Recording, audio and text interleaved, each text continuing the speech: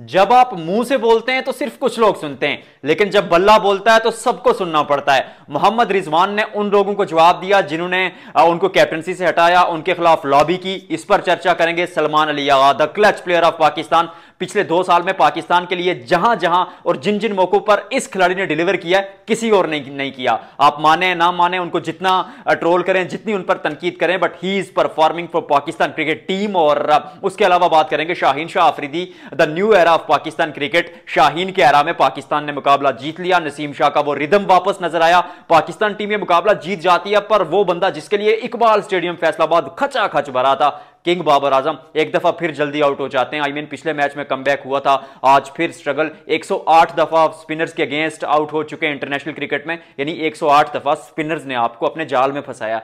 At this stage आपको कौन सिखाएगा बाबर साहब। और सच तो यह भी है कि रन नहीं बन रहा है। अगर उस पिछले 50 को निकाल दिया जाए तो आखिरी 30 जो मुकाबले खेले आपने कुल मिलाकर, आपका स्ट्राइक रेट 100 से भी नीचे है।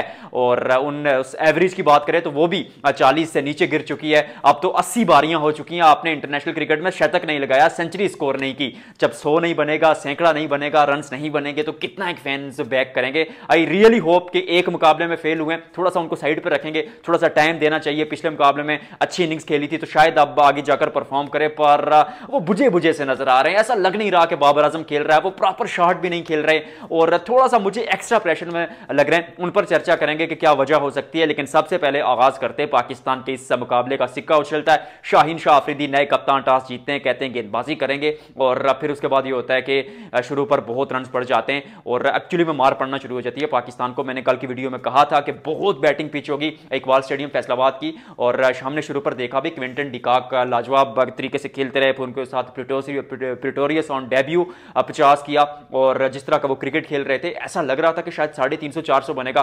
फिर साइम अयूब आते हैं, नंबर 1 T20 ऑलराउंडर, ओडीआई में भी अच्छा कर रहे हैं। मैं उनको गेंदबाजी करते हुए देखता हूं तो सम टाइम ये भी सोचता हूं कि यार पाकिस्तान क्रिकेट में कुछ भी हो सकता है। एक बल्लेबाज जो मतलब सबसे ऊपर, बाबर आजम की बात कर रहा हूं, वो रन नहीं बना रहा, और एक गेंदबाज जो गेंदबाज है ही नहीं वो विकेट ले रहा है। खैर वो विकेट लेते एक अच्छी चीज, चलें एक एक्स्ट्रा वैल्यू वो देते हैं। पर्सनली अगर वो बल्ले से रन बनाए तो गेंद के साथ वो जितना परफॉर्म करे वो प्लस पॉइंट है, तो एक अच्छी चीज। वो विकेट लेते हैं लेकिन फिर बीच में रन बनना शुरू हो जाते हैं। एक मौका ऐसा था जब 24 ओवर में 140 रन था, साउथ अफ्रीका का सिर्फ एक विकेट गिरी हुई थी। वहां पर आते हैं Naseem Shah, the x factor of Pakistan cricket team.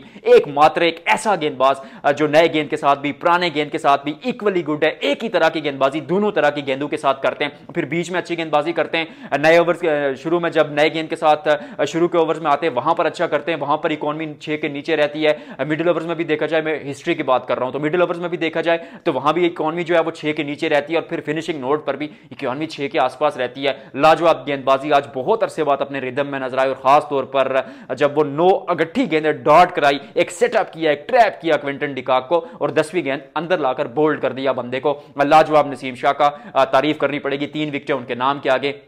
Shaheen Shah Afridi की अगर बात करें तो गेंदबाजी उतनी अच्छी नहीं थी पर कैप्टनसी लाजवाब थी यार। अब जो स्मार्ट मूव्स थे बहुत अच्छे किए, गेंदबाजों को रोटेट अच्छे से किया, क्योंकि आप 4 ही गेंदबाजों के साथ खेल रहे थे तो फिर साइम अयूब, सलमान अली आगा, इस तरह के गेंदबाजों से आपने 10 ओवर्स निकलवाने थे, और वो एक अच्छा शाहीन शाह अफरीदी ने बीच में उनको शफल करते हुए यूज किया। फिर जो अटैकिंग अप्रोच थी, फील्डर्स को करीब रखा, ईजी सिंगल नहीं दिए। जब 200 बन चुके थे उसके बाद भी हालांकि काफी विकेट साउथ अफ्रीका के हाथ में थी, लेकिन वहां से भी आपने सामने वाली टीम पर दबाव बनाए रखा, और जो लग रहा था कि 350 बनेगा, वहां से साउथ अफ्रीका सिर्फ जो है वो 263 पर रुक जाता है। क्रेडिट जाता है नसीम शाह को, शाहीन शाह अफरीदी की ब्रिलियंट कैप्टनसी को। एंड पर जाते जाते एक विकेट मिली, लेकिन बीच में मोहम्मद नवाज आते हैं, यार क्या गेंदबाज है। इवन इब्रार अहमद भी बहुत बैटिंग के लिए साजगार कंडीशन थी, लेकिन वहां पर टाइट लाइन पर गेंदबाजी की, सामने वाली टीम पर दबाव डाला, और एक इस चीज को मेक श्योर बनाया कि सामने वाली टीम जो है आप पे अटैक ना करे। जब आप सामने वाली टीम को अटैकिंग क्रिकेट खेलने से रोक लेते हैं ना, तो आप आधा मुकाबला वहीं पे जीत जाते हैं। तो big thumbs up for Ibrar Ahmed and Mohammad Nawaz as well. उसके अलावा अगर देखा जाए तो फिर जवाब में शुरू पर फखर जमान रन बनाते हैं, अच्छे कलर में नजर आते हैं। वही एक चीज साइम अयूब के बल्ले से भी दिखी, 39 रन बनाए भले ही, लेकिन जो इनिंग्स खेली साइम अयूब ने वो टच में नजर आई। यही एक जो चीज है वो साइम अयूब से पाकिस्तान को चाहिए। मैं रन दोनों के देख लेता हूं, 45 फखर जमान ने 57 गेंदों पर बनाए, और 42 गेंदों पर 39 रन साइम अयूब बनाते हैं। अब दोनों की जोड़ी ने जो स्टार्ट पाकिस्तान को चाहिए था 50 से ऊपर का, वो मिलता है। साइम अयूब आउट होते हैं एक फैसलाबाद स्टेडियम में एक शोर उठता है, एक गूंज उठती है कि भाई किंग बाबर आजम आ गया। आते हैं, शुरू पर एक चौका लगाते, ऐसा लग रहा है कि बाबर आजम वापस फॉर्म में आ गए, वो जिसका इंतजार था वो चीज शायद वापस देखने को मिलेगी, लेकिन फिर एक दफा स्पिनर का शिकार बनते। ठीक है, गेंद पड़ने के बाद थोड़ा तेजी से अंदर की तरफ आई, बट एट दिस स्टेज जब आपके नाम के आगे 14,000 इंटरनेशनल रन हो तो फिर आपको शायद सिखाने की जरूरत नहीं है, शायद आपको बताने की जरूरत नहीं है कि सामने वाला गेंदबाज किस तरह से आप पर अटैक कर सकता है, या फिर स्पिनर्स के खिलाफ आप 108 दफा अगर आउट हो चुके तो इस पर काम कौन करेगा, आपने करना। बाबर आजम साहब, ज्यादा बात नहीं करूंगा क्योंकि अभी अभी फॉर्म में आए, हम चाहते हैं कि वो वापस परफॉर्मेंस करें, फॉर्म में आए, पाकिस्तान के लिए रन बनाएं, but it's getting tight bro, क्योंकि 80 बारियां हो चुकी हैं, 100 नहीं बनाया। उसके अलावा T20 वर्ल्ड कप में अभी भी जगह कंफर्म नहीं है, क्योंकि ट्राई सीरीज में अगर रन नहीं बनते तो you never know Mike Hesson साहब क्या करेंगे। लेकिन मोहम्मद रिजवान और सलमान अली यागा, दो ऐसे खिलाड़ी जिन्होंने साइलेंटली अपना काम किया। कोई जितना मर्जी ट्रोल करे, कोई जितनी मर्जी बातें करे, कोई जितना मर्जी क्रिटिसिज्म करे, दोनों बंदे अपना काम करते हैं और परफॉर्मेंस देते हैं। खासतौर पर मोहम्मद रिजवान डोमेस्टिक क्रिकेट में गए, उसके बाद डोमेस्टिक क्रिकेट के साथ साथ वो क्लब क्रिकेट भी खेला। आई मीन इंटरनेशनल खिलाड़ी यार कहां क्लब क्रिकेट खेलता है, क्लब क्रिकेट भी खेली,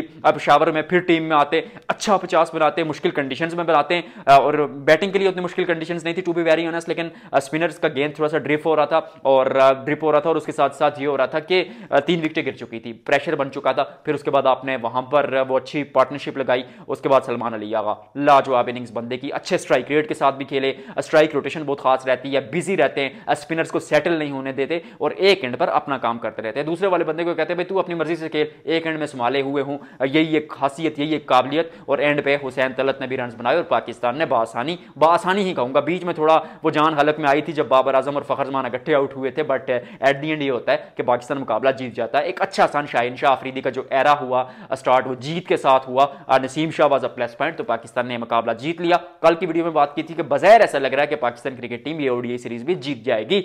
आज के मुकाबले के बारे में आप क्या कहते हैं जरूर कमेंट सेक्शन में बताइएगा। आपसे मिलते हैं अगली वीडियो में।